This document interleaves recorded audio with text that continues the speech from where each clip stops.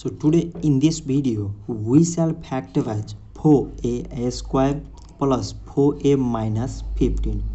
So first expression 4a square and last expression minus 15, both are same. So 4 times 15 means 60, and from this we have to take two numbers, or we have to divide two numbers to take 4a. So that is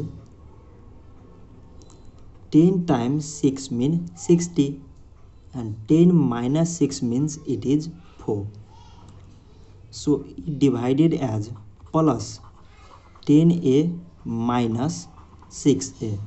So 10 times 6 means 60, and plus 10a minus 6a, it means it is plus 4a.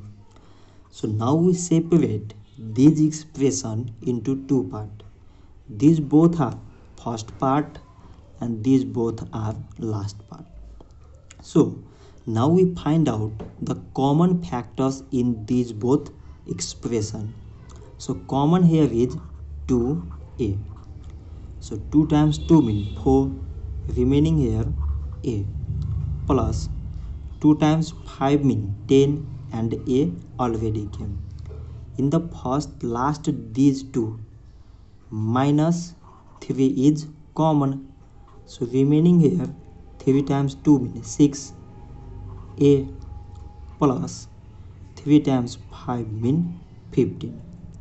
So now we again find out common in these both first and last expression. So both contain 2a plus 5. So 2a plus 5 is common, and remaining in the first 2a, in the last minus 3. So 2a plus 5 and 2a minus 3 are the required factors. So this much for today, and thanks for watching.